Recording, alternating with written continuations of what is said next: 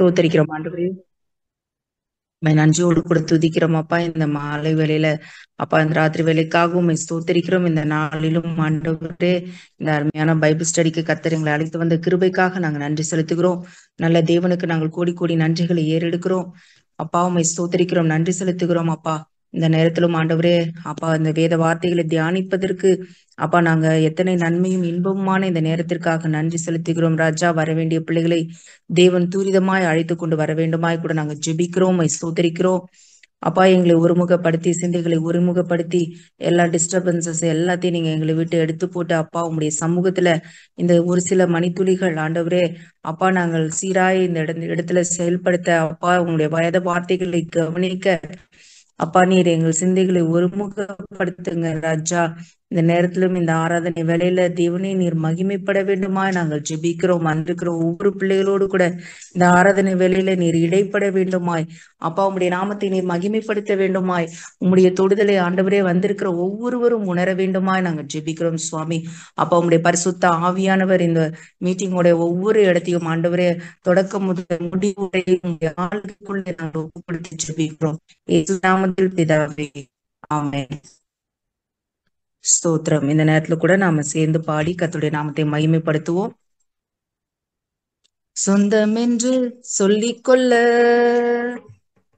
உம்மை விட யாரும் இல்ல,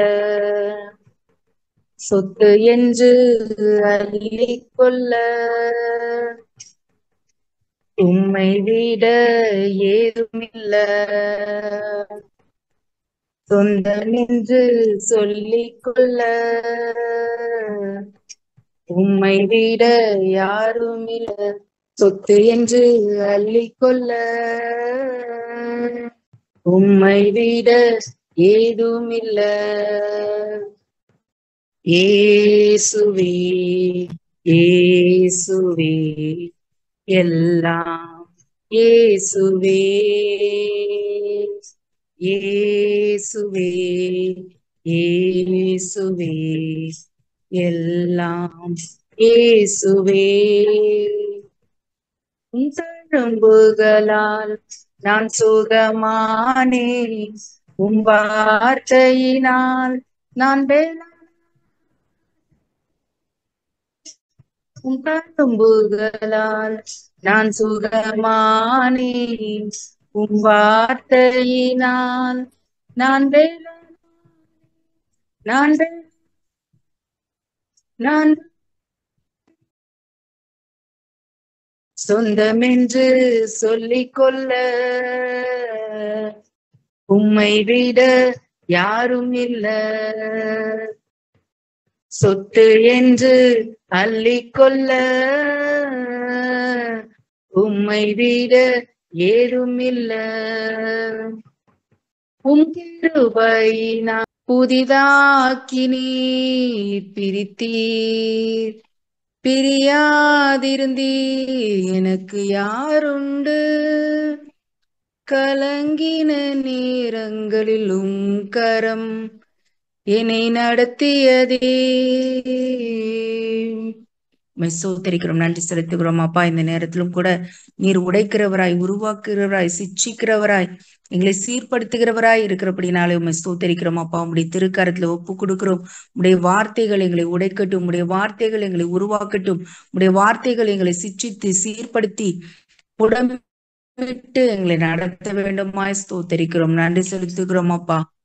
சிலுவை சுமந்தோராய் சீஷனாகுவோம், சிந்தை வாழ்விலும் தாழ்மை தரிப்போம், நிந்தை சுமப்பீனும் சந்தோஷம் கொள்வோம், சிந்தை வாழ்விலும் தாழ்மை தரிப்போம், நிந்தை சுமப்பீனும் சந்தோஷம் கொள்வோம்.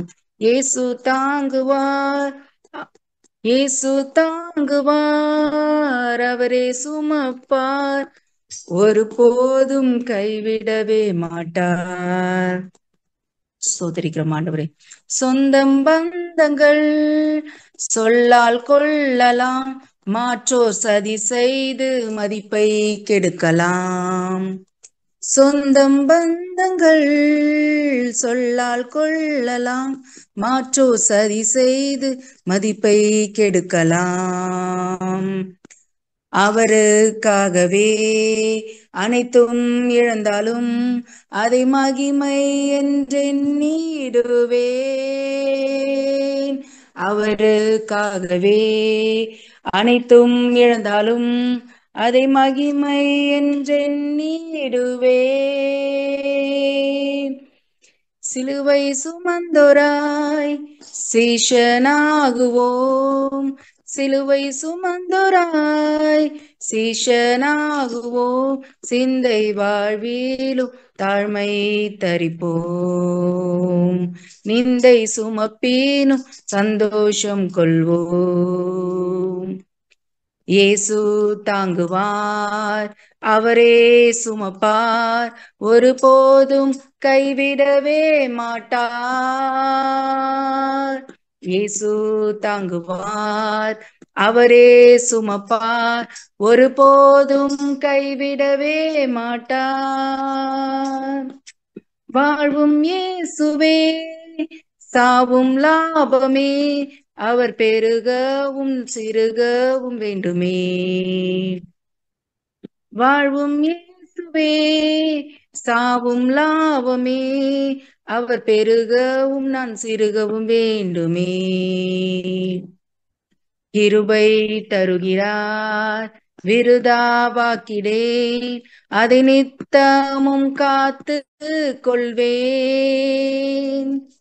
கிருபை தருகிறார், விருதாவாக்கிடேன், அதை நித்தமும் காத்து கொள்வேன்.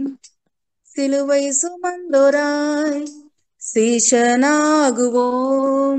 சிலுவை சுமந்தோராய் சீஷனாகுவோம், சிந்தை வாழ்விலும் தாழ்மை தரிப்போம், நிந்தை சுமப்பீனும் சந்தோஷம் கொள்வோம், சிந்தை வாழ்விலும் தாழ்மை தரிப்போம், நிந்தை சுமப்பீனும் சந்தோஷம் கொள்வோம். தொட்டு சுகமாக்கும் ஐயா இயேசுவே, நீர் தொட்டால் போதும் எந்தன் வாழ்க்கை மாறுமே, நீர் தொட்டால் போதும் எந்தன் வாழ்க்கை மாறுமே. தொட்டு சுகமாக்கும் ஐயா இயேசுவே, நீர் தொட்டால் போதும் எந்தன் வாழ்க்கை மாறுமே, நீர் தொட்டால் போதும் எந்தன் வாழ்க்கை மாறுமே. மாறுமே, எல்லாம் மாறுமே, மாறுமே, எல்லாம் மாறுமே. எட்டைக்காய் போல் கசக்கும் எந்தன் வாழ்க்கையை உம் பாச கைகள் நீட்டி என்று தொடணுமே. எட்டைக்காய் போல் கசக்கும் வாழ்க்கையை உம் பாச கைகள் நீட்டி என்று தொடணுமே. கட்டி பிடித்தேன் உந்தன் பாதம் கத்தா எந்தன் கதறல் கேளும், கட்டி பிடித்தேன் உந்தன் பாதம் கத்தா எந்தன் கதறல் கேளும், தொடணுமே, என்னை தொடணுமே, தொடணுமே, எங்களை தொடணுமே.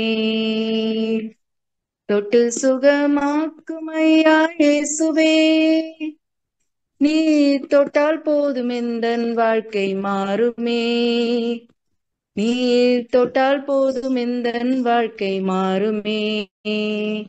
எல்லாம் மாறுமே, எல்லாம் மாறுமே, மாறுமே, எல்லாம் மாறுமே. அப்பா உம்மை ஸ்தோத்தரிக்கிறோம். அப்பா உம்முடைய திருக்கரத்துல ஒப்பு கொடுக்கிறோம். தேவன் எங்களோடு கூட இடைப்படுவீராக, எங்களோடு கூட பேசுவீராக. பேசுகிற தாசனை நீர் எடுத்து வல்லமையாய் பயன்படுத்துங்க. இயேசுவின் நாமத்துல ஜெபிக்கிறோம் பிதாவே, ஆமென். ஆமென், ஆமென். Price the Lord. தேவனுக்கு மகிமை உண்டாகட்டும். இந்த நாளிலும் நம்ம மத்தியில் இருக்கிற பிரதர் ராஜா அவர்கள் கர்த்தருடைய வார்த்தையை பகிர்ந்து கொள்வார்கள். Praise the lord brother. Praise lord brother. சரியா இருக்கா பிரதர் ஆடியோ? எஸ் பிரதர், கரெக்டா. எஸ். மத்தேயு எழுதின சுவிசேஷம் 10வது அதிகாரம் 22வது வசனம். Matthew chapter 10 verse 22. என் நாமத்தின் நிமித்தம் நீங்கள் எல்லாராலும் பகைக்கப்படுவீர்கள், முடிவு பரியந்தம் நிலைத்திருப்பவனே ரட்சிக்கப்படுவான். இந்த நாள் செய்தியின் தலைப்பு, இந்த நாள் தியானத்தின் தலைப்பு எல்லாருக்கும் தெரிந்த தலைப்பா இருந்தாலும், என்ன பிரதர் இதுல போய் பேசுறீங்களான்னு நீங்க நினைக்கலாம். வேறே கோணத்திலே தியானிக்க ஆவியானவர் உதவி செய்வாராக. முடிவு பரியந்தம் நிலைத்திருப்பவனே அவன் ரட்சிக்கப்படுவான். The one who stands firm to the end will be saved. அதாவது வேதம் சொல்லுகிறது, ஒரு காரியத்தின் துவக்கத்தை பார்க்கிலும் அதன் முடிவு நல்லது. பிரசங்கின் புஸ்தகம் 7வது அதிகாரம் 8வது வசனம். ஒரு காரியத்தின் துவக்கத்தை பார்க்கிலும் அதன் முடிவு நல்லது. வேதம் சொல்லுகிறது, எபிரேய நிருபர் இப்படியாக சொல்லுகிறார், நாம் ஆரம்பத்திலே கொண்ட நம்பிக்கையை முடிவு பரியந்தம் உறுதியாய் பற்றி கொண்டிருப்போமாகில் கிறிஸ்துவின் இடத்தில் பங்குள்ளவர்களாயிருப்போம். நாம் ஆரம்பத்திலே கொண்ட நம்பிக்கையை முடிவு பரியந்தம் உறுதியாய் பற்றி கொள்ள வேண்டியது அவசியம். உபத்திரவத்திலே நாம் பற்றி கொள்ள வேண்டியது அவசியம். விசுவாசத்திலே நாம் நிலைத்திருக்க வேண்டியது அவசியம். உபதேசத்திலே நாம் நிலைத்திருக்க வேண்டியது அவசியம். சோதனையிலே நாம் நிலைத்திருக்க வேண்டியது அவசியம். ஆரம்ப காலத்திலே நான் ரட்சிக்கப்பட்ட புதுசுல என் ஆண்டவரை நான் எப்படி அண்டி கொண்டேனோ அதே போல கடைசி வரைக்கும் அவரை அண்டி வாழ அவர் விரும்புகிறார். வசனம் இப்படியாய் சொல்லுகிறது, பந்தய சாலையிலே ஓடுகிறவர்கள் எல்லாரும் ஓடுவார்கள், ஆகிலும் ஒருவனே பந்தயத்தை பெறுவான் என்று அறியீர்களா? நீங்கள் பெற்றுக்கொள்ளத்தக்கதாக ஓடுங்கள். நீங்கள் எப்படி ஓடணுமா? பெற்றுக்கொள்ளத்தக்கதாக ஓடுங்கள். ஓட்டப்பந்தயத்துல நாம் பார்க்கும் பொழுது அநேக ஓட்டப்பந்தய வீரர்கள் ஓடுவார்கள். ஆனாலும் யாரு ஃபைனல்ல போய் கடைசியில ஜெயிக்கிறாங்களோ அவங்களுக்கு தான் பிரைஸ் கொடுக்குறாங்க. First prize, second prize, third prize. Whereas நம்முடைய ஆவிக்குரிய ஓட்டத்துல யாரு முதல்ல ஓடுறா, யாரு ரெண்டாவது ஓடுறா, யாரு மூணாவது ஓடுறா அப்படின்னு சொல்லல. நீங்கள் பெற்றுக்கொள்ளத்தக்கதாய் ஓடுங்கள். எல்லாருக்கும் பரிசு உண்டு.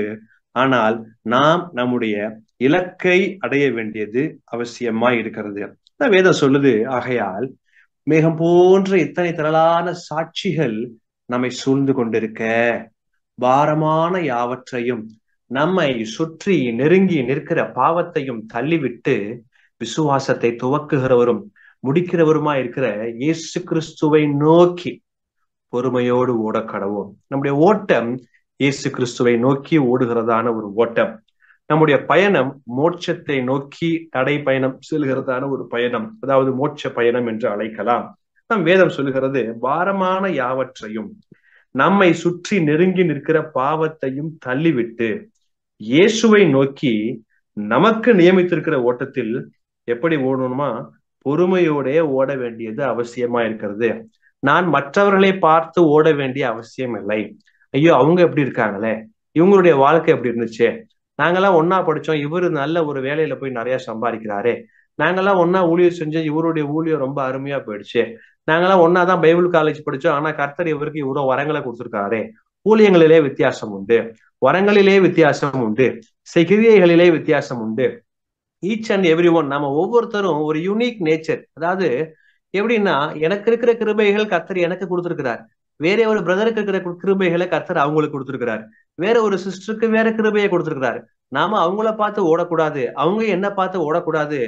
நான் எனக்கு கொடுக்கப்பட்டிருக்கிற ஓட்டத்திலே உங்களுக்கு கர்த்தர் என்ன ஓட்டத்தை கொடுத்திருக்கிறாரோ அந்த ஓட்டத்திலே இயேசு கிறிஸ்துவை நோக்கி நீங்கள் பொறுமையோடு ஓட வேண்டியது அவசியமாய் இருக்கிறது. அவரை சார்ந்திருந்தால் நாம் வெற்றி பெறலாம்.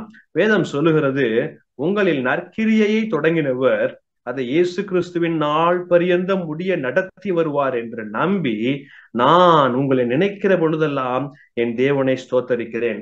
இயேசு கிறிஸ்துவின் நாள் பரியந்தம் முடிய நடத்தி வருகிற தேவன் ஒருவர் உண்டு. இயேசு கிறிஸ்துவின் நாள் பரியந்தம், அதாவது என் இயேசுவை நான் சந்திக்கும் நாள் பரியந்தம் என்னை நடத்த ஒரு தகப்பன் உண்டு. அதான் சொல்றாரு, நான் உங்களை நினைக்கிற பொழுதெல்லாம் என் தேவனை ஸ்தோத்தரிக்கிறேன். நிலைத்திருக்க வேண்டியது அவசியமா இருக்கிறது.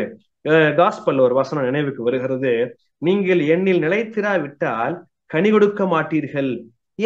நான் ஏன் நிலைத்திருக்க வேண்டும்?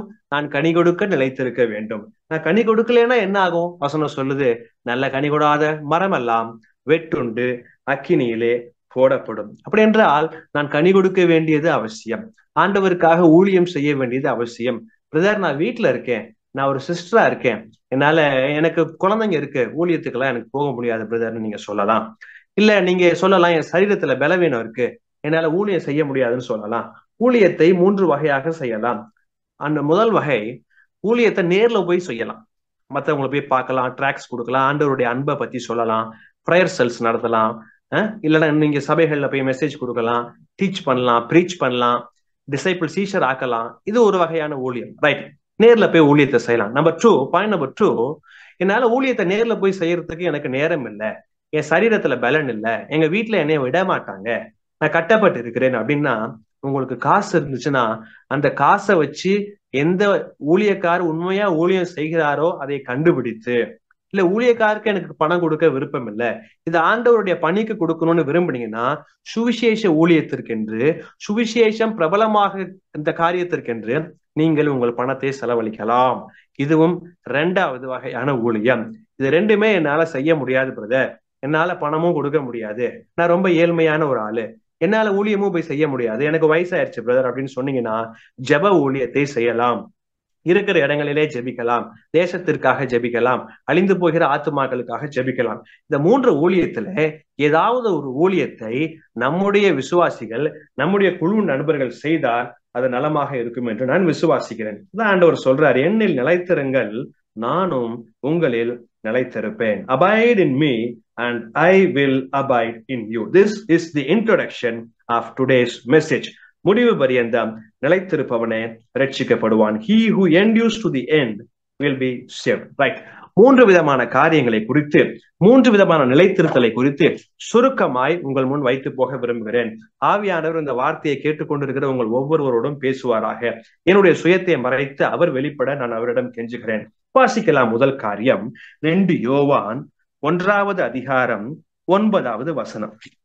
2 யோவான் ஒரே அதிகாரம் தான், 2 John verse 9. எத்தனையோ தடவை இந்த புதிய ஏற்பாடை நான் படித்திருக்கிறேன், அதற்கு அளவே இல்லை.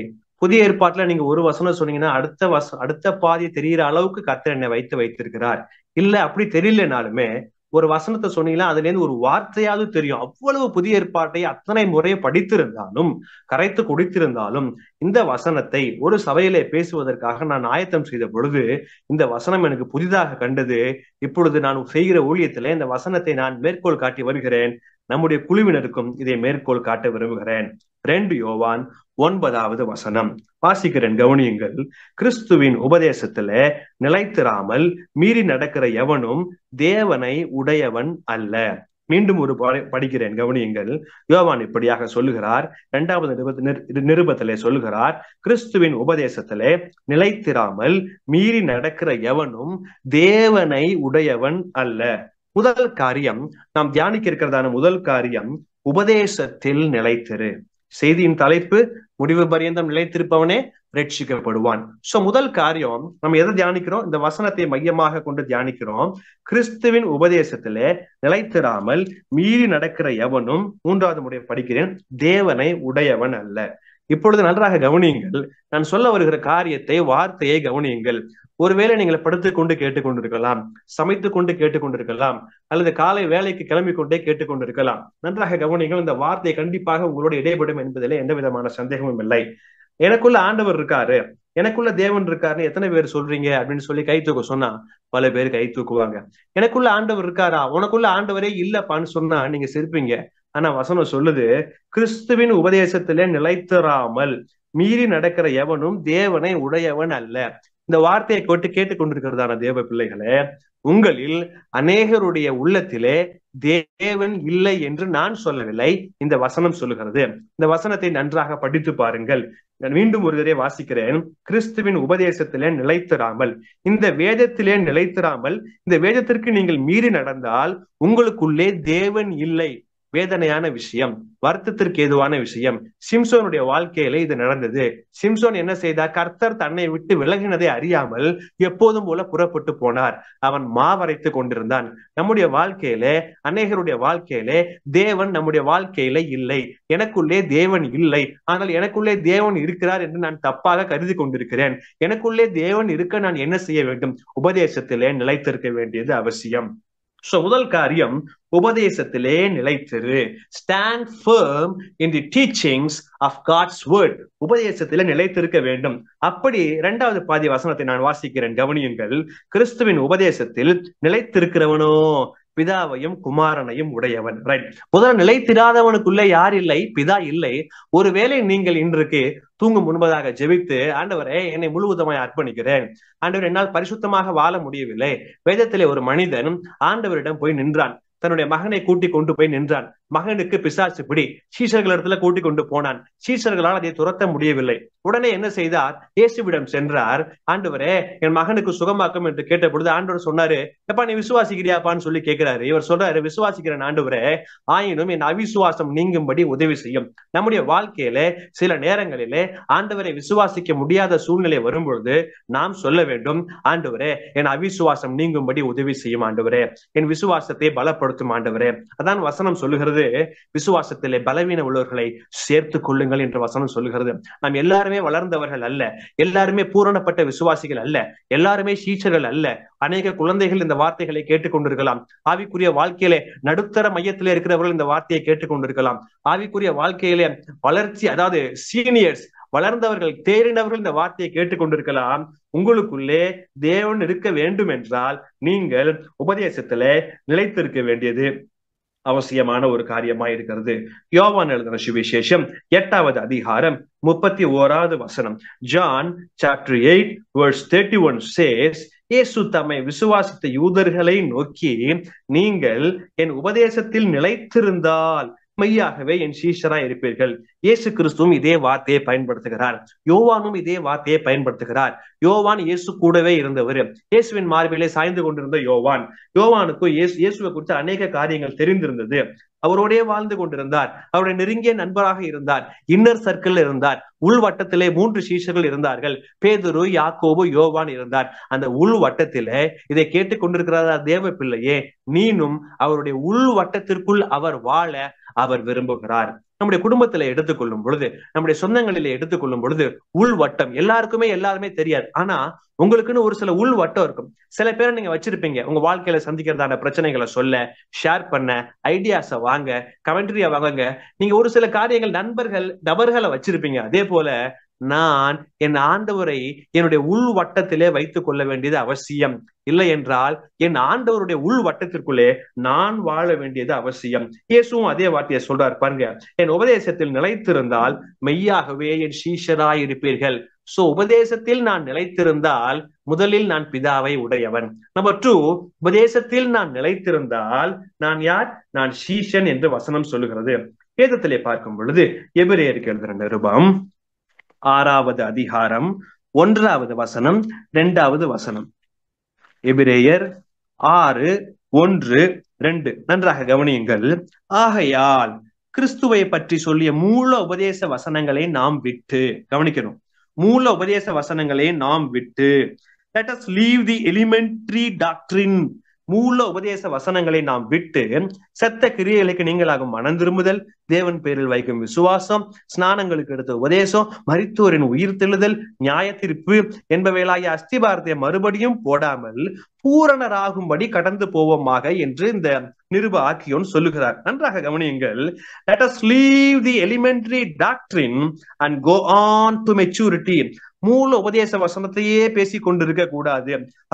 மனம் திரும்புப்பா, எப்பா நீ மனம் திரும்பணும்ப்பா, விசுவாசம் வைக்கணும்ப்பா, ஞானஸ்தானம் எடுத்தா அப்புறம் என்ன செய்யணும், அந்த உபதேசம், கைகளை வைக்குதல், மரித்தோரின் உயிர் தெழுதல். அப்பா மரித்தோர்லாம் உயிர் தெழுவாங்களா, அதுக்கப்புறம் நியாய தீர்ப்புன்னு ஒண்ணு இருக்கா, இதையே மறுபடியும் இந்த அஸ்திபாரத்தையே மறுபடியும் போடாமல் பூரணராகும்படி கடந்து போவோமாக.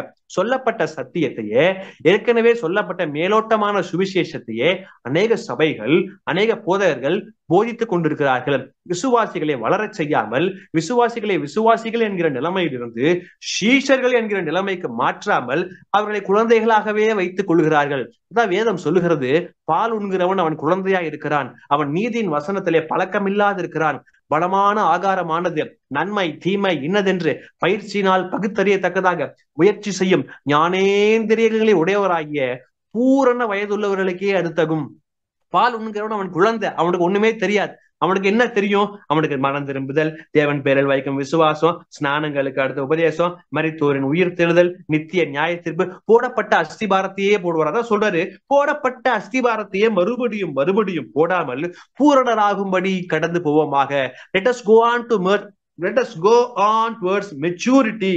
Let us leave the elementary doctrine. நம்முடைய வாழ்க்கையில இன்னும் அந்த உபதேசம், இந்த உபதேசம், அது இதுன்னு மேலோட்டமான உபதேசங்களே நாம் பேசிக் கொண்டிராமல், மேலோட்டமான உபதேசங்களே நாம் போதித்துக் கொண்டிராமல், அதையே சிந்தித்துக் கொண்டிராமல் ஆழமான சத்தியத்திற்கு நேராக நாம் இறங்கி நடக்க வேண்டியது அவசியமா இருக்கிறது. ரைட். பூரணராகும்படி கடந்து போகமாக அப்படின்னா என்ன பிரதர்? போடப்பட்ட அஸ்திபாரம்னா சரி, ரைட். மூல உபதேசம்னா என்னன்னு சொல்லி வசனம் சொல்லுது. பூரணராகும்படி கடந்து போவோமாக அப்படின்னா என்ன? புரிதாப்புல சொல்லுங்கன்னா, உங்களுக்கு புரிதாப்புல சொல்லுகிறேன். பரிசுத்தம், ஆழமான பரிசுத்தம், கீழ்ப்படிதல், விசுவாசம். என்ன பிரதர் விசுவாசங்கிறீங்க? ஏற்கனவே விசுவாசம் தான் அங்க சொல்லப்பட்டிருக்கிறேன். இன்னும் அடுத்த கட்ட விசுவாசம், ஆரம்ப கட்ட விசுவாசத்துல என் நாமத்து நிமித்தம் எதை கேட்டாலும் நான் செய்வேன், அது ஆரம்ப கட்ட விசுவாசம். இன்னும் பூரணத்தை நோக்கி செல்கிறதான நபர் அவன் எப்படி விசுவாசத்தை எடுத்துக்கொள்வான்? நான் என் தேவனிடம் கேட்பதை என் தேவன் தருவார் என்பது விசுவாசம் அல்ல. நான் என் தேவனிடம் கேட்பதை என் தேவன் தந்தாலும் தராமல் போனாலும் என் வாழ்க்கையில நன்மையான காரியத்தை மாத்திரம் செய்வார் என்பதுதான் விசுவாசம். இதுதான் பூரணப்பட்ட விசுவாசம். கர்த்தருக்கென்று ஊழியம் செய்வது, எல்லாவற்றிற்கும் மேலாக கர்த்தருக்கென்று பாடுகளை சகிப்பது, அர்ப்பணிக்கப்பட்ட ஒரு வாழ்வு, இதெல்லாம் பூரணத்தை நோக்கி கடந்து போவதற்கான ஒரு சில எடுத்துக்காட்டுகள். இதை உங்கள் முன்பதாக வைக்கிறேன். அதான் ஆண்டவர் சொல்றாரு. ஆண்டவர்கிட்ட ஒருத்தர் கேட்கிறப்ப, அப்பா ஆண்டவரே இதெல்லாம் ஒரு சில காரியங்கள்லாம் முன் வைக்கிறாரு. மத்தேயு எழுதின சுவிசேஷம் 19வது அதிகாரத்துல ஆண்டவர் சொல்றாரு, எப்பா நீ பூரண சர்க்குணனா இருக்க விரும்பினால் போய் உனக்கு உண்டானவைகளை எல்லாம் விற்று தரித்திரருக்கு கொடு, அப்பொழுது பரலோகத்திலே உனக்கு பொக்கிஷம் உண்டாயிருக்கும். பின்பு என்னை பின்பற்றி வா. உங்களுக்கு எல்லாம் அது தெரியும். அதாவது அப்ப பொக்கிஷம் என்னவா? அப்ப என்கிட்ட இருக்கிறதெல்லாம் நான் விற்கணுமா? என்கிட்ட இருக்கிற நகையை விற்கணுமா? நான் வாங்கி வச்சிருக்க இடத்த விற்கணுமா? என் காரை வித்து கொடுக்கணுமா? என் வீட்டுல இருக்கிற ஏசியை வித்து கொடுக்கணுமா? அப்புறம் வேற என்ன இருக்குதோ எல்லாத்தையும் வித்து கொடுக்கணுமா? அப்பதான் எனக்கு பரலோகத்துல பொக்கிஷம் உண்டாயிருக்குமா? அதாவது அவன் அதிக ஆஸ்தி உள்ளவனா இருந்தபடியால் துக்க முகத்தோட சென்று விட்டான் அப்படின்னு சொல்லுது. அப்ப வசனம் என்ன? அப்ப அதாவது பணம் தப்பா? பணம் தப்பு இல்ல, பண ஆசை தப்பு. பொருள் தப்பு இல்ல, பொருள் ஆசை தப்பு. ஆஸ்தி தப்பு இல்ல, ஆஸ்தியின் மீது நான் என்னுடைய மனதை, என்னுடைய நம்பிக்கையை வைத்திருப்பது தவறு. அவன் ஆஸ்தியை மாத்திரம் அப்படின்னு பாத்தீங்கன்னா நிருபங்கள்ல வரும் ஒரு வார்த்தை வரும்னு நினைக்கிறேன். தங்கள் ஆஸ்திகளால் அவருக்கு ஊழியம் செய்து வந்த அப்படிங்கிற ஒரு வார்த்தை வரும். நிருபத்துல வருமா சுவிசேஷத்துல வருமானு எனக்கு சரியா தெரியல. அப்ப அங்க இருக்கிற ஆட்கள்கிட்ட போய் ஆண்டவர் விற்று கொடுன்னு சொல்லல, ஆனா இந்த பயல்கிட்ட போய் விற்று கொடுங்கிறார். ஏன்? இவனோட இருதயம் இந்த ஆஸ்தியின் மீது, உலக பிரகாரமான ஐஸ்வர்யத்தின் மீது இருந்தது. நாம் நம்முடைய வாழ்க்கையில நம்முடைய மனதை ஆண்டவர் மீது மாத்திரம் வைத்துக் கொள்ள வேண்டியது அவசியம். எப்பா நான் இந்த இடம் வாங்கிட்டேன், ரைட், போதும். என் பிள்ளைங்க கல்யாணத்துக்கு இந்த இடத்தை விட்டு நான் என் பிள்ளைங்க கல்யாணத்தை செட்டில் பண்ணிடுவேன் நினைப்பது தவறா? தவறு அல்ல. ஆனால் நான் எப்படி நினைக்க வேண்டும் என்றால், நான் இடம் வாங்கி வச்சிருக்கிறேன், எனக்கு காசு வருமானம் கம்மியா தான் இருக்கு, என் பிள்ளைங்களுடைய திருமண நாட்களிலே கர்த்தர் இந்த பணத்தின் வழியாய் என் தேவைகளை சந்திப்பார் என்று நான் விசுவாசிக்க வேண்டும். இதுதான் விசுவாசம். இதைதான் கர்த்தர் எதிர்பார்க்கிறார். நான் பென்ஷன் வாங்க போறேன், ரிட்டையர்ட் ஆனா இந்த அளவுக்கு பென்ஷன் வாங்குறேன், இந்த அளவுக்கு ஹெல்த் இன்சூரன்ஸ் போட்டுருவேன், இந்த எனக்கு உடம்பு சரியாம போனா இது வரும், என் ஹெல்த் இன்சூரன்ஸ் என்னை காப்பாற்றும், என் வேலை என்னை காப்பாற்றும், என் வருமானம் என்னை காப்பாற்றும், என்னுடைய சொத்து என்னை காப்பாற்றும், நான் இவ்வளவு வீடு வாங்கி வச்சிருக்கேன், இந்த வீடு என்னை காப்பாற்றும், என் பேங்க் பேலன்ஸ் இவ்வளவு க்ரோட்ஸ் இருக்கு, இது என்னை காப்பாற்றும் என்று நினைத்தால், வேதத்துல சொன்ன மாதிரி எப்பா இன்னைக்கு நைட்டு சேர்த்து போனா உன் நிலைமை என்ன ஆகும்? சோ என்னுடைய நம்பிக்கை கர்த்தர் பேரில் மாத்திரம் இருக்க வேண்டியது அவசியமா இருக்கிறது. என்னுடைய நம்பிக்கை கர்த்தர் பேரில் மாத்திரம் இருக்க வேண்டியது அவசியமா இருக்கிறது. அதாவது அநேகர் நிலைத்திருக்க மாட்டார்கள். இந்த உபதேசத்துல அநேகர் நிலைத்திருக்க மாட்டார்கள் என்று வேதம் சொல்லுகிறது. உதாரணமாக பார்க்கும் பொழுது 2 தீமோத்தேயுவின் புஸ்தகம் 2 Timothy chapter 4 verse 3, 2 தீமோத்தேயு 4வது அதிகாரம் 3வது வசனம். ஏனென்றால் அவர்கள் ஆரோக்கியமான உபதேசத்தை பொறுக்க மனதில்லாமல், கவனிக்கணும், எந்த உபதேசத்தை பொறுக்க மனதில்லாமல், ஆரோக்கியமான நல்ல உபதேசத்தை கேட்க பொறுக்க மனதில்லாமல் செவித்தின உள்ளவர்களாகி தங்கள் சுய இச்சைகளுக்கேற்ற போதகர்களை தங்களுக்குள்ளே திரளாய் சேர்த்து கொண்டு சத்தியத்திற்கு செவியை விலக்கி கட்டுக்கதைகளுக்கு சாய்ந்து போகும் காலம் வரும். உபதேசத்திலே நிலைத்திரு என்கிற தலைப்பை நாம் தியானித்துக் கொண்டிருக்கிறோம். அதிலே தான் நான் சொல்லுகிறேன், இந்த வசனத்தை பார்க்கும் பொழுது, ஏனென்றால் அவர்கள், அதாவது சிலருக்கு சத்தியத்தை சொல்லுகிற போதகர்கள் பிடிக்காது. நான் ஒரு நம்பிக்கையில இருக்கிறேன் அப்படின்னா என்னுடைய நம்பிக்கைக்கு ஒத்து போகிற போதகர்களை நான் என்னோட வைத்துக் கொள்வேன். நான் இந்த வேதத்துக்கு புறம்பான நம்பிக்கையில நான் வாழ்கிறேன் என்றால் இதற்கு புறம்பான நம்பிக்கையை எனக்கு ஊக்குவிக்கிற போதகர்களை என்னுடன் வைத்துக் கொள்வேன். என்னுடைய பிரேயர் செல்ல வைத்துக் கொள்வேன். அவங்கள பிரசங்கிக்க விடுவேன். அவங்கள வச்சு நான் பிரேயர் செல் நடத்துவேன். இந்த காரியங்கள்லாம் செய்வேன். ஆனா சத்தியத்தை சத்தியமாக போதிக்கிற போதகர்களை நான் சேர்த்து கொள்ள மாட்டேன். ஏன்? அதான் சொல்லுது, அவர்கள் சத்தியத்திற்கு செவியை விலக்கி கட்டுக்கதைகளுக்கு சாய்ந்து போகும் காலம் வரும். அது வந்து விட்டது. அது நாம் வாழ்கிறதான இந்த காலம் என்றுதான் நான் விசுவாசிக்கிறேன். அநேகருடைய வாழ்க்கையில அநேக சத்தியங்களுக்கு அவர்கள் செவி கொடுப்பதில்லை. அநேகருடைய வாழ்க்கையில அநேக சத்தியத்திற்கு சத்தியத்திலே அவர்கள் நிலைநிற்பதில்லை. அநேக சத்தியத்தை அவர்கள் கை கொள்வதும் இல்லை. தவறான காரியங்கள் அவர்களுடைய வாழ்க்கையில நம்பிக்கையில இருந்தாலும் அதை ஆதரிக்கிற போதகர்களை தங்களுக்குள்ளே சேர்த்து கொண்டு செவித்தின உள்ளவர்களாகி தங்கள் சுய இச்சைகளுக்கு ஏற்ற போதகர்களை தங்களுக்குள்ளே திரளாக சேர்த்து கொள்ளுகிற நபர்களும் உண்டு. அவர் சொல்றாரு, தீமோத்தேயுக்கு சொல்றாரு, எப்பா நீயோ எல்லாவற்றிலும் மன தெளிவுள்ளவனாயிரு. நீ மன தெளிவுள்ளவனாயிரு. அந்த மாதிரி குரூப் உனக்கு வேண்டாம். அந்த மாதிரி ஊழியம் உனக்கு வேண்டாம். அந்த ஊழியமும் நித்தியத்துக்கு வந்து சேராது. அந்த ஊழியத்தை செய்யறவங்களும் நித்தியத்திற்கு வந்து சேர மாட்டாங்க. அது கர்த்தருடைய பார்வையிலே அருவருப்பான ஒரு ஊழியமாக இருக்கிறது, செயலாக இருக்கிறது. சோ பாயிண்ட் நம்பர் 1, உபதேசத்துல நிலைத்திருக்க வேண்டியது அவசியம். இந்த வேதத்துக்கு கீழ்ப்படிந்து இந்த வேதத்தின்படி முற்றும் முடிய யார் ஊழியம் செய்கிறார்களோ அவர்களை நான் சார்ந்து கொள்ளலாம். அவர்களோடு நான் இணைந்திருக்கலாம். உபதேசத்தில் நிலைத்திரு. Stand firm in the teaching of God's word. Okay, 2வது காரியம் வாசிக்கலாம். அப்போஸ்தலர் நடபடிகள் 14வது அதிகாரம் 21வது வசனம் 22வது வசனம். Acts chapter 14 verse 21 and 22. அத படிங்க பிரதர். அந்த பட்டணத்தில் அவர்கள் சுவிசேஷத்தை பிரசங்கித்து அநேகரை சீஷர் ஆக்கின பின்பு லிஸ்தீரியாவுக்கும் இக்கோனியாவுக்கும் அந்தியோக்கியாவுக்கும் திரும்பி வந்து சீஷருடைய மனதை திடப்படுத்தி விசுவாசத்திலே நிலைத்திருக்கும்படி அவர்களுக்கு புத்தி சொல்லி, நாம் அநேக உபத்திரவங்களின் வழியாய் தேவனுடைய ராஜ்யத்தில் பிரவேசிக்க வேண்டும் என்று சொன்னார்கள். இதுல நிலைத்திருக்கும்படி புத்தி சொன்னார்கள். பாயிண்ட் நம்பர் 2, விசுவாசத்திலே நிலைத்திரு. பாயிண்ட் நம்பர் 1 என்ன தியானிச்சோம்? உபதேசத்தில் நிலைத்திரு. இந்த வசனத்துல 2வது என்ன சொல்லியிருக்கு? விசுவாசத்தில் நிலைத்திரு. விசுவாசத்தில் நிலைத்திரு. உதாரணமா நான் ஏற்கனவே சொன்ன ஒரு வார்த்தை பல தடவை சொல்லியிருக்கிறேன், இப்பயும் சொல்றேன், மீண்டும் ஒரு தடவை உங்களுக்கு நினைப்பூட்ட விரும்புகிறேன். அது உங்களுக்கு பிரயோஜனமாக இருக்கும். மேக்ஸ் லியூகடோ அவர் சொல்றாரு, செகண்ட் லெவல் ஆஃப் ஃபெய்த். அதாவது என்ன சொல்றாப்லன்னா, what is faith? Faith is not the belief that God will give you what you want. Instead, it is the belief that God will give you what is right. என் தேவனிடம் நான் கேட்பதை என் தேவன் எனக்கு தருவார் என்பது விசுவாசம் அல்ல. என் தேவனிடம் நான் கேட்பதை என் தேவன் எனக்கு கொடுத்தாலும் கொடாமல் போனாலும் என் வாழ்க்கையில் நன்மையானதை மாத்திரம் செய்வார் என்று நான் விசுவாசிப்பதுதான் அது விசுவாசம். விசுவாசத்தில் நிலைத்திருக்க வேண்டியது அவசியம். சாதகமான சூழ்நிலையோ பாதகமான சூழ்நிலையோ நான் என் ஆண்டவரை விசுவாசிப்பேன். நான் சுகத்திலும் விசுவாசிப்பேன், சுகவீனத்திலும் விசுவாசிப்பேன், இன்பத்திலும் விசுவாசிப்பேன், துன்பத்திலும் விசுவாசிப்பேன். ஜெபத்திற்கு பதில் கிடைத்தாலும் விசுவாசிப்பேன், பதில் கிடைக்காமல் போனாலும் விசுவாசிப்பேன். நான் எதிர்பார்த்தது நடந்தாலும் விசுவாசிப்பேன், நடக்காமல் போனாலும் விசுவாசிப்பேன். இதுதான் வளர்ந்த விசுவாசிக்கான அழகு. கேட்பதை மாத்திரம் பெற்றுக்கொண்டு ஆண்டவரை நான் விசுவாசித்தேன், கர்த்தர் எனக்கு செய்தார், அதை செய்தார், இதை செய்தார், சின்ன வெங்காயத்தை கொடுத்தார், பெரிய வெங்காயத்தை கொடுத்தார், இது நமக்கு தேவையில்லை. என் ஆண்டவரை நான் நம்பி சார்ந்து கர்த்தர் எனக்கென்று என்ன ஓட்டத்தை வைத்திருக்கிறாரோ, என்ன பாதையை வைத்திருக்கிறாரோ, அதிலே எனக்கு நியமித்திருக்கிற ஓட்டத்திலே நான் இயேசு கிறிஸ்துவை நோக்கி பொறுமையோடு ஓட வேண்டியது அவசியமா இருக்குது. உங்க எல்லாருக்கும் தெரிந்ததான ஒரு நிருபத்திலிருந்து, ஒரு அதிகாரத்திலிருந்து ஒரு காரியத்தை சொல்ல விரும்புகிறேன்.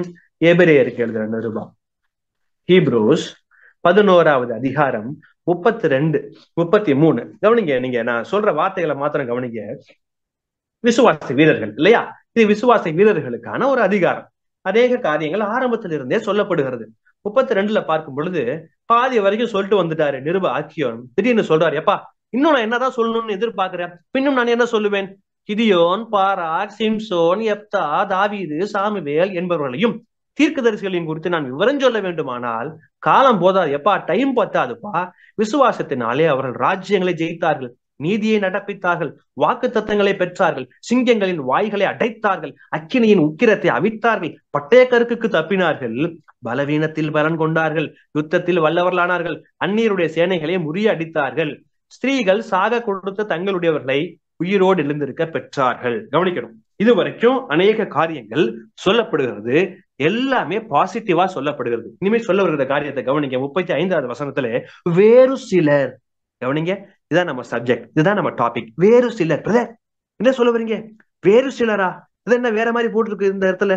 வேறு சிலர் மேன்மையான உயிர்த்தெழுதலை அடையும்படி விடுதலை பெற சம்மதியாமல் வாதிக்கப்பட்டார்கள். இன்னும் வேறு சிலர் நிந்தைகளையும் அடிகளையும் கட்டுக்களையும் காவலையும் அனுபவித்தார்கள், கல்லெறியுண்டார்கள், வாளால் அறுக்கப்பட்டார்கள், பரீட்சை பார்க்கப்பட்டார்கள், பட்டயத்தினாலே வெட்டப்பட்டு மரித்தார்கள், செம்மறியாட்டு தோள்களையும் வெள்ளாட்டு தோள்களையும் போர்த்து கொண்டு திரிந்து குறைவையும் உபத்திரவத்தையும் துன்பத்தையும் அனுபவித்தார்கள். கவனிக்கணும் கவனிக்கணும் கவனிக்கணும். சோ நம்ம இது வரைக்கும் நமக்கு தெரிந்தது, எபிரேய நிருப ஆக்கியோன் எழுதுனது 11வது அதிகாரம் விசுவாச வீரர்கள் பட்டியலிலே ஆரம்பத்துல எல்லாமே நல்லாதான் போயிட்டு இருக்கு. ஆனா கடைசியில முடிக்கிற நேரத்துல வேறு சிலர் பாடுகளின் வழியாக அவர்கள் கடந்து சென்றார்கள், அவர்களும் விசுவாச வீரர்கள் தான். இதை கேட்டுக்கொண்டிருக்கிறதான தேவ பிள்ளைகளை, உங்களுடைய வாழ்க்கையில எப்பயுமே நன்மையான காரியத்தை மாத்திரம் கர்த்தர்ட்ட எதிர்பார்க்காதீங்க. எப்பயுமே நான் நினைச்சதெல்லாம் நடக்கணும், நான் ஜெபிச்சதெல்லாம் கர்த்தர் கொடுக்கணும், என் குடும்பத்துல இந்த சூழ்நிலை மாறணும், அது மாறணும், இது மாறணும், இது வேணும், அது வேணும் அப்படின்னு போறப்ப கர்த்தர் எல்லாம் செய்யறாரு. ஆனா சில நேரங்களில சில பாதையின் வழியாக கர்த்தர் நம்மை நடத்தி செல்வார். இங்க சொல்லப்பட்டிருக்கிறது வேறு சிலர். அந்த வேறு சிலரை நாம் நன்றாக கவனிக்க வேண்டியது அவசியம். என்னை பொறுத்தவரை புதிய ஏற்பாட்டு காலம் வேறு, பழைய ஏற்பாட்டு காலம் வேறு. பழைய ஏற்பாட்டு காலத்திலே கர்த்தர் செய்த காரியங்கள் சற்று வேறு விதமாக இருக்கிறது. ஆனால் புதிய ஏற்பாட்டு காலங்களிலே கர்த்தர் செய்கிற காரியங்கள், அநேக காரியங்கள் ஆச்சரியத்தை உண்டு பண்ணுகிறது. பழைய ஏற்பாட்டு காலத்துல ஷாத்ராக், மேஷாக், ஆபேத்நேகோவை கர்த்தர் காப்பாற்றினார். பழைய ஏற்பாட்டு காலத்திலே தானியேலை கர்த்தர் காப்பாற்றினார். பழைய ஏற்பாட்டு காலத்திலே கர்த்தர் யோனாவை கர்த்தர் காப்பாற்றினார். பழைய ஏற்பாட்டு காலத்துல இன்னும் அநேக யூதர்களை கர்த்தர், இஸ்ரவேல் மக்களை காப்பாற்றி கொண்டே வந்தார். பல்லுக்கு பல், கண்ணுக்கு கண், பலிக்கு பலி என்று இருந்தது. அது மட்டுமல்ல, பழைய ஏற்பாட்டு காலத்துல கர்த்தர் தீர்க்கதரிசிகள், ஆசாரியர்கள், ராஜாக்கள் போன்றவர்களை வைத்து நடப்பித்தார், தேசங்களை நடப்பித்தார், ஆளுகை செய்தார். ஆனால் புதிய ஏற்பாட்டு காலத்துல அப்படி அல்ல. நாம் எல்லாருமே ராஜரீக ஆசாரிய கூட்டம் என்று வேதம் சொல்லுகிறது. நான் மேன்மையானவன், நீ மேன்மையானவன் அல்ல, நான் பாஸ்டர், நான் மட்டும்தான் இதை செய்யணும், நீ இதை செய்யக்கூடாது, நான் இந்த சபை மூப்பர், நான் ஃபாதர், அப்படி இல்ல. தேவனுடைய பார்வையிலே புதிய ஏற்பாட்டிலே நாம் எல்லாருமே ராஜரீக ஆசாரிய கூட்டம் என்று வேதம் சொல்லுகிறது. பழைய ஏற்பாட்டிலே கர்த்தர் தப்புவித்தார். ஆனால் புதிய ஏற்பாட்டிலே கர்த்தர் தப்புவிக்கிறது சற்று அரிதாக தோன்றுகிறது. பாடுகளின் வழியாக புதிய ஏற்பாட்டு சபை கடந்து செல்கிறது. ஆரம்ப நாட்களிலே யோவான் ஸ்நானகர் தலை வாங்கப்பட்டார், யாக்கோபு கொல்லப்பட்டார், ஸ்தேவான் கொல்லப்பட்டார், அநேக வேத விசுவாச வீரர்கள் மரித்தார்கள். அதே போல் புதிய ஏற்பாட்டையும் பழைய ஏற்பாட்டையும் நாம் தியானிக்கும் பொழுது, ஆராய்ந்து பார்க்கும் பொழுது, அநேக காரியங்களிலே கர்த்தர் பொறுமையான ஒரு பாதையிலே நம்மை நடத்தி செல்கிறார். அதிலே அநேக விதமான பாதைகள் உபத்திரவத்தின் பாதையாக அமைகிறது. உபத்திரவம் அநேக பிள்ளைகளை மகிமையிலே கொண்டு வந்து சேர்க்கையில் வேதம் சொல்லுகிறது ஒரு இடத்துல, அது எந்த இடம் ஞாபகம் வரல, அவர்களுடைய ரட்சிப்பின் அதிபதியை உபத்திரவத்தினாலே பூரணப்படுத்துகிறது. அவருக்கு ஏற்றதா இருந்ததா? யாருக்கு? இயேசுவை உபத்திரவத்தினாலே பூரணப்படுத்துகிறது பிதாவுக்கு ஏற்றதா இருந்தது.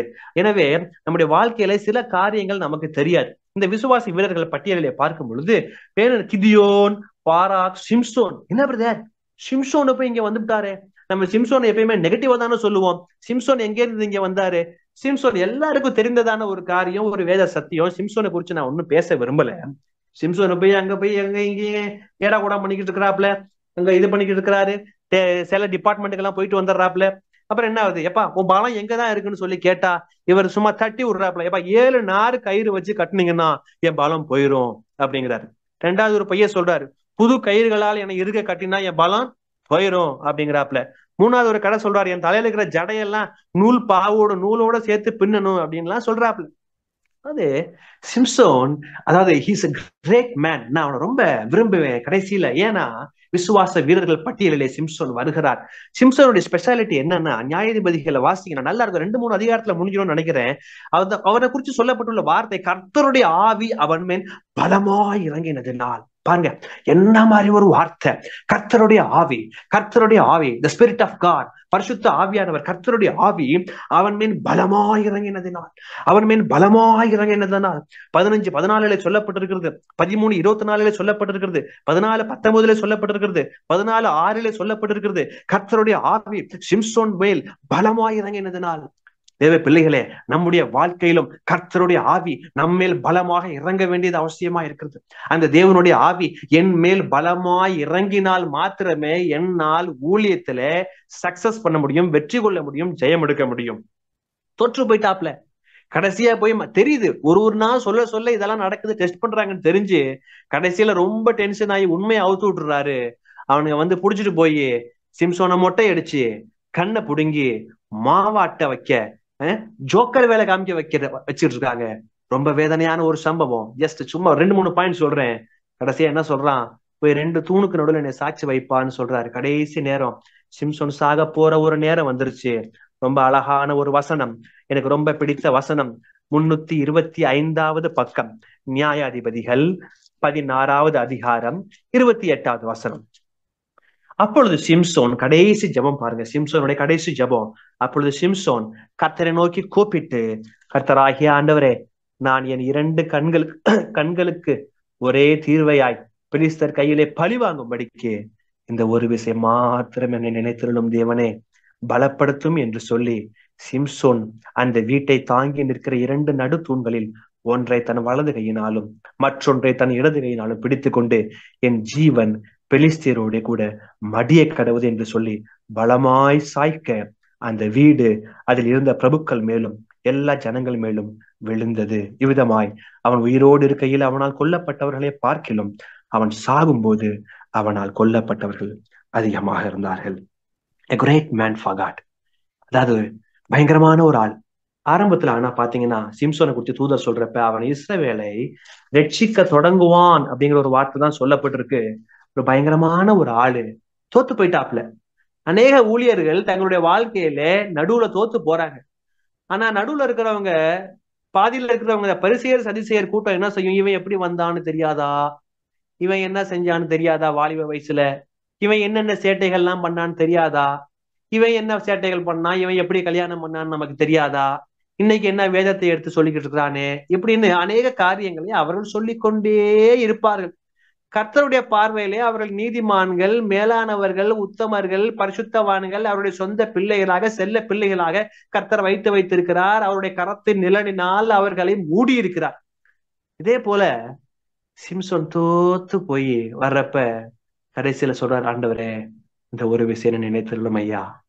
ஆண்டவரே, அப்பா, டேடி, நீங்க இதை கேட்டுக்கொண்டிருக்கிறதான தேவ பிள்ளைகளே, உங்களுடைய வாழ்க்கையில நீங்க எந்த எட்ஜில நிக்கிறீங்கன்னு எனக்கு தெரியாது, அது உங்களுக்கு தெரியும். அது பரிசுத்த குலைச்சலா இருக்கலாம், விசுவாச குறைச்சலா இருக்கலாம், கீழ்ப்பிடுதல் இல்லாத ஒரு வாழ்க்கையா இருக்கலாம், அர்ப்பணிக்க இன்னும் முழுசுமா கர்த்தரை சார்ந்து ஜீவிக்காத ஒரு வாழ்க்கையா இருக்கலாம், இல்ல போர் அடிச்சிருக்கோம், என்ன அந்த ஆண்டவர்னு ஜெபிச்சு வேதம் வாசிச்சு ஒண்ணுமே நடக்கலையே, என் வாழ்க்கை இப்படித்தானே போகுது, சோர்ந்து போயிருக்கலாம். சிம்சோனை போல இன்றைக்கு நைட்டு இரவு நேரத்துல நீங்கள் ஜெபிக்க வேண்டும், தூங்கும் முன்பதாக ஜெபித்து விட்டு படுக்க வேண்டும். ஆண்டவரே, இந்த ஒரு விஷயம் மாத்திரமே நிலைத்திருளும் ஐயா. ஆண்டவரே, இந்த ஒரு விஷயம் மாத்திரமே நிலைத்திருளும். நான் வந்துட்டேன், உம்முடைய பிள்ளை, நான் வந்துட்டேன். நான் போன காரியங்கள் தவறு, நான் செய்த காரியங்கள் தவறு, நான் கடந்து வந்த பாதைகள் தவறு. நீர் என்னை கொண்டு வைத்திருந்த ஓட்டத்திலே நான் ஓடாமல் ஓட்டத்தை மாறி வேறே ஓட்டத்திலே நான் ஓடிக்கொண்டிருக்கிறேன். ஆனாலும் என்னை நினைத்திருளும் ஆண்டவரே, ஆண்டவரை நினைத்திருளும் ஆண்டவரே சொல்ல சொல்ல கர்த்தர் சிம்சோனை நினைத்திரளி அவனுடைய ஜெபத்தை கேட்டார். சிம்சோனுடைய பெயர் விசுவாச வீரர்கள் பட்டியலிலே அது வந்தது. Examine your selves, trust your selves. அதாவது 2 கொரிந்தியர் 13வது அதிகாரம் 5வது வசனம், 256வது பக்கம். இப்படியா சொல்றாப்ல பவுல். 2 கொரிந்தியர் 3வது அதிகாரம் 5வது வசனம். நீங்கள் விசுவாசம் உள்ளவர்களோ என்று உங்களை நீங்களே சோதித்து அறியுங்கள், உங்களை நீங்களே பரீட்சித்து பாருங்கள், இயேசு கிறிஸ்து உங்களுக்குள் இருக்கிறார் என்று உங்களை நீங்களே அறியீர்களா? நீங்கள் பரீட்சிக்க நில்லாதவர்களாய் இருந்தால் அறியீர்கள். சோ அதாவது examine your selves, test your selves, self assessment, அதாவது நிதானித்து அறிய வேண்டியது அவசியமா இருக்குது. சொல்றாரு பாருங்க, எப்பா நீங்க எல்லாம் விசுவாசம் உள்ளவர்களான்னு முதல்ல உன்னையே சோதிச்சு பாரியாங்கிறாப்ல பவுல். உன்னையே பரீட்சை போட்டு பாரு. கடைசியா ஒரு வார்த்தை சொல்றாரு, நீங்கள் பரீட்சைக்கு நில்லாதவர்களா இருந்தால் அறியீர்கள். அப்படின்னா இதுக்கு ஆப்போசிட் என்ன? நீங்கள் பரீட்சைக்கு நின்றால் அறிவீர்கள். வசனம் சொல்லுது நீங்கள் பரீட்சைக்கு நில்லாதவர்களா இருந்தால் அறியீர்கள். ஆனா ஆப்போசிட் ஆஃப் தி வேர்ட், நீங்கள் பரீட்சைக்கு நின்றால் அறிவீர்கள். வேதத்துல ஒரு வசனம் நினைவுக்கு வருகிறது, அவர்கள் விசுவாச விஷயத்துல பரீட்சைக்கு நில்லாதவர்களாம். அப்ப பரீட்சை என்பது நம்முடைய வாழ்க்கையில உண்டு, அதில நான் தேர்ச்சி பெற வேண்டியது அவசியமா இருக்கிறது. சோ 2 காரியங்களை தியானித்தோம். 3வது ஒரு காரியத்தை சுருக்கமாக சொல்லி முடிக்கிறேன். செய்தியின் தலைப்பை மீண்டும் நினைப்பூட்ட விரும்புகிறேன். முடிவு பரியந்தம் நிலைத்திருப்பவனே அவன் ரட்சிக்கப்படுவான். சோ முதல் காரியம் என்ன தியானிச்சோம்? உபதேசத்தில் நிலைத்திரு, stand firm in the teachings of God's word. 2வது காரியம் என்ன தியானிச்சோம்? விசுவாசத்தில் நிலைத்திரு, விசுவாசத்தில் நிலைத்திரு, ஸ்டாண்ட் ஃபர்ம் இன் ஃபெய்த். 3வது ஒரு காரியத்தை சொல்லி முடிக்கிறேன். வாசிக்கலாம். லூக்கா எழுதின சுவிசேஷம் 22வது அதிகாரம் 28வது வசனம். Luke chapter 22 verse 28. ரைட். மேலும் எனக்கு நேரிட்ட சோதனைகளில் என்னோட கூட நிலைத்திருந்தவர்கள் நீங்களே. சோ 3வது காரியம் நீங்களே சொல்லலாம். என்ன சைடு ஹெட்டிங்கா இருக்கும்? மேலும் எனக்கு நேரிட்ட சோதனைகளில் என்னோடே கூட நிலைத்திருந்தவர்கள் நீங்களே. சோதனையில் நிலைத்திரு, ஸ்டாண்ட் ஃபர்ம் த்ரூ ட்ரையல்ஸ். கவனிக்கணும், இதோட முடிக்கிறேன். 3வது எதுல நிலைத்திருக்கணுமா? சோதனையில். பிரதர், என்ன பிரதர் சொல்றீங்க? சோதனை போய் எனக்கு வருமா? என்ன நீங்க சும்மா புதுசா சொல்லிக்கிட்டு இருக்கீங்க? பேதுரு சொல்றாப்புல 1 பேதுரு 1:7, அழிந்து போகிற பொன் அக்கினியினால் சோதிக்கப்படும், அதை பார்க்கிலும் அதிக விலையேற பெற்ற உங்கள் விசுவாசம் சோதிக்கப்பட்டு. கவனிக்கணும், இதெல்லாம் கொஞ்சம் ஆழமான சத்தியம். ரொம்ப ஆழமா வசனத்தை பேசினாலும் போர் அடிச்சு போயிடும், டென்ஷன் ஆயிடும். தேவையான வார்த்தைகளை மாத்திரம் சொல்லுகிறேன்.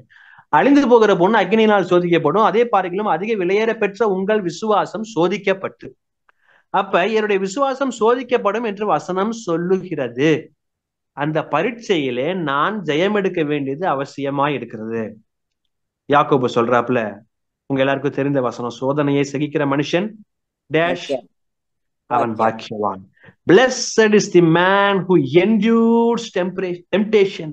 Brother, endures-னா என்ன அப்படின்னு பார்த்தா, துன்பம் தருகின்ற ஒன்றை குறை சொல்லாமல் தாங்கிக் கொள்வதாம். என்ன மாதிரி வார்த்தை பயன்படுத்தப்பட்டிருக்கு பாருங்க. அதாவது என் தேவன் என்னை அழைத்து செல்லும் பாதை எனக்கு துன்பம் தருகின்ற பாதையை போல தோன்றினாலும் நான் குறை சொல்லாமல் என் தகப்பனுடைய கரத்தை பிடித்து கொண்டு நடந்து செல்வேன். சோதனையை சகிக்கிற மனுஷன் பாக்கியவான். இயேசு சோதிக்கப்பட்டாரா? இயேசு சோதிக்கப்பட்டாரா? எல்லாருக்கும் தெரியும். மத்திய 4:1 பாக்குறப்ப, அப்பொழுது இயேசு பிசாசினால் சோதிக்கப்படுவதற்கு ஆவியானவராலே வனாந்தரத்திற்கு கொண்டு போகப்பட்டார். இயேசு பிசாசினால் சோதிக்கப்படுறதுக்கு கையை பிடிச்சிட்டு கூட்டிட்டு போறது யாரு? பரிசுத்த ஆவியானவர். அப்படி என்றால் இயேசுவையே ஆவியானவர் சோதனையின் பாதையிலே நடத்தினால் என்னையும் அந்த பாதையிலே நடத்தாமல் இருப்பாரோ? வாழ்க்கையிலே அந்த பரீட்சை, அந்த பாதை என்பது உண்டு. அநேகருடைய வாழ்க்கையிலே பரீட்சை இல்லை, பாதை இல்லை, சோதனையான பாதை இல்லை, நான் நல்லா இருக்கேன் பிரதர், ஜம்முன்னு இருக்கேன், எனக்கு ஒரு குறைவுமே இல்லைன்னு சொன்னா there is something wrong. ஏதோ ஒரு தவறான ஒரு காரியம் அவருடைய வாழ்க்கையிலே நடக்குது, இல்ல அவர் குழந்தை விசுவாசியாகவே இருக்கிறார் என்றுதான் அர்த்தம். இயேசு கிறிஸ்துவனுடைய வாழ்க்கையிலே இயேசு கிறிஸ்து சோதிக்கப்பட இயேசு கிறிஸ்துவை பரிசுத்த ஆவியானவர் அழைத்து சென்றார். என்னையும் அழைத்து செல்லுவார். ஆனால் எனக்கு ஒரு நிச்சயம் உண்டு, என்னை அழைத்து செல்லுகிறவர் பரிசுத்த ஆவியானவராய் இருந்தால் அந்த சோதனையிலே நான் கண்டிப்பாய் ஜெயம் எடுப்பேன். சொல்லுகிறது, நம்முடைய பலவீனங்களை குறித்து பரிதவிக்க கூடாத பிரதான ஆசாரியர் நமக்கு இராமல் எல்லா விதத்திலும் நம்மை போல் சோதிக்கப்பட்டோம். என்ன வார்த்தை வருது பாத்தீங்களா? எல்லா விதத்திலும் நம்மை போல் சோதிக்கப்பட்டோம். பாவம் இல்லாதவருமாய் இருக்கிற பிரதான ஆசாரியராக இயேசு இருக்கிறார். அப்ப இயேசு கிறிஸ்து எல்லா விதத்திலும் என்னை போல் சோதிக்கப்பட்டார் என்று வசனம் சொல்லுகிறது. எந்தெந்த சோதனையெல்லாம் நீங்க தாண்டி வந்தீங்களோ அத்தனை ட்ரையல்ஸையும் இயேசு கிறிஸ்து தாண்டி வந்தார். எபிரேயர் 4:15 சொல்லுகிறது. வேறொரு வசனம் உங்களுக்கு நினைப்பூட்ட விரும்புகிறேன். எபிரேயர் 2:18 அவர் தாமே சோதிக்கப்பட்டு பாடுபட்டதுனாலே, பாத்தீங்களா, அவர் தாமே சோதிக்கப்பட்டு பாடுபட்டதுனாலே சோதிக்கப்படுகிறவர்களுக்கு உதவி செய்ய அவர் வல்லவராயிருக்கிறார். அப்ப நம்முடைய வாழ்க்கையிலே நாம் சோதனையின் பாதையில நடந்து செல்லும் பொழுது நம்மால் முடியாது, நாம் கிருபாசனத்தை அண்டிக் கொள்ள வேண்டியது அவசியமா இருக்கிறது. கிருபாசன தண்டையில எனக்கு என்ன கிடைக்கும்? இரக்கம் கிடைக்கும், கிருபை கிடைக்கும். நான் வேறு என்ன செய்ய வேண்டும்? ஆவியானவரை சார்ந்து கொள்ள வேண்டும். வசனம் சொல்லுகிறது, ஆவியானவர் தாமே வாக்கு கடங்காத பெருமூச்சுகளோடு நமக்காக வேண்டுதல் செய்கிறார். அப்புறம் இயேசு கிறிஸ்துவை சார்ந்து கொள்ளணும். வசனம் சொல்லுது, ஆக்கினைக்குள்ளாக இருக்கிறவன் யார்? கிறிஸ்துவை மரித்தவர், கிறிஸ்துவை எழுந்தவர், தேவனுடைய வலது பாசத்தில் வீத்திருக்கிறவர், நமக்காக வேண்டுதல் செய்கிறவரும் அவரை யாரு? கிறிஸ்து தான் எனக்காக வேண்டுதல் செய்கிறார். இயேசு கிறிஸ்துவை எனக்காக வேண்டிக் கொள்ளும் என்று நான் இயேசுவிட மாத்திரம்தான் சொல்ல முடியும், தைரியமாக சொல்ல முடியும். ஏன்? அவர் தாமே சோதிக்கப்பட்டு பாடுபட்டதுனாலே சோதிக்கப்படுறவர்களுக்கு உதவி செய்ய வல்லவராய் இருக்கிறார். என்ன பிரதர் சொல்றீங்க? நான் போற பாதை உங்களுக்கு தெரியுமா? நான் சந்திக்கிற கஷ்டம் உங்களுக்கு தெரியுமா? ஒவ்வொருத்தருக்கும் ஒவ்வொரு விதமான கஷ்டம். என்னுடைய வாழ்க்கையில இன்னைக்கு நான் பேசிக்கிட்டு இருக்கிறேன். என்னுடைய வாழ்க்கையில சரீரத்திலே பல முள்கள், பல துன்பங்கள், பல வேதனைகள். உங்களுடைய வாழ்க்கையில நீங்க கேட்டுட்டீங்கன்னா அது வேறு விதமாக இருக்கும். ஒவ்வொருத்தருடைய வாழ்க்கையிலும் அவர்களுக்கு கொடுக்கப்பட்டிருக்கிறதான முள், அவர்களுடைய சோதனையின் பாதை, அவர்களுடைய விசுவாசத்தின் பரீட்சை வேறுபடும். ஆனா வசனம் சொல்லுது, ஆண்டவர் சொல்றாரு, எப்பா சும்மா ரொம்ப அலட்டாதப்பா, பொறுமையா இருந்த வசனத்தை கேளுங்கிறார். என்ன வசனம் ஆண்டவரே? மனுஷனுக்கு நேரிடுகிற சோதனையே அல்லாமல், 1 கொரிந்தியர் 10:13, வேறே சோதனை உங்களுக்கு நேரிடவில்லை. தேவன் உண்மையுள்ளவராய் இருக்கிறார். உங்கள் திராணிக்கு மேலாக நீங்கள் சோதிக்கப்படுவதற்கு அவர் இடம் கொடாமல் சோதனையை தாங்கத்தக்கதாக சோதனையோட கூட அதற்கு தப்பித்துக் கொள்ளும்படியான போக்கையும் உண்டாக்குகிற தேவன் நம்முடைய தேவன். தப்பித்துக் கொள்ளும்படியான போக்கை உண்டாக்குகிற ஆண்டவர் என்னுடைய ஆண்டவர். அதான் மத்தேயு சொல்றாப்புல 26:41, நீங்கள் சோதனைக்கு உட்படாதபடிக்கு விழித்திருந்து ஜெபம் பண்ணுங்கள். 3 காரியங்களை தியானித்தோம். முதல்ல எதுவும் நிலைத்திருக்கணும்? உபதேசத்தில் நிலைத்திருக்க வேண்டும். பாயிண்ட் நம்பர் 2, விசுவாசத்தில் நிலைத்திருக்க வேண்டும். பாயிண்ட் நம்பர் 3, சோதனையில் நிலைத்திருக்க வேண்டும். கேட்டுக்கொண்டிருக்கிறதான தேவ பிள்ளைகளே, நாம் நிலைத்திருப்போம், நாம் ஜெயம் எடுப்போம். ஒரு நாள் மகிமையிலே கர்த்தரோடு சந்திப்போம். கர்த்தருடைய நாம மகிமைப்படுவதாக. ஆமென். ஆமென். Praise the Lord. Thank you, brother. அருமையான வேத பகுதி இன்றைக்கு நாம் தியானித்தோம். முடிவு பரியந்தம் நிலைத்திருப்பவனை ரட்சிக்கப்படுவான் என்று அருமையான அந்த சப்ஜெக்ட்ல பிரதர் பேசினாரு. அதுல அந்த வசனத்தை பாத்தீங்கன்னா, அந்த என்டியூர் என்ற மீனிங்கை குறித்து பிரதர் சொன்னார். To last, to continue, to bear patiently, but he shall endure unto the end, the same shall be saved என்று வேதம் சொல்லுகிறதை நாம் பார்க்கிறோம். மத்தேயுல 24:13 சோ முடிவு பரியந்தம் நாம் நிலைத்திருக்க கர்த்தர் அனுகிரகம் பண்ணட்டும். புயல் வரலாம், பல போராட்டங்கள் வரலாம், அலைகள் வரலாம், ஆனாலும் கர்த்தர் நம்மை கடைசி வரைக்கும் அக்கறைக்கு கொண்டு போய் சேர்ப்பார். கர்த்தருடைய நாமத்துக்கு மகிமை உண்டாகட்டும்.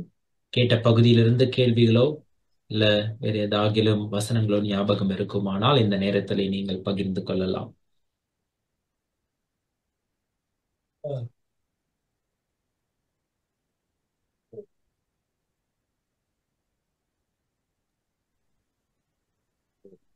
ரைட், ஜெபம் பண்ணி க்ளோஸ் பண்ணிடலாம்.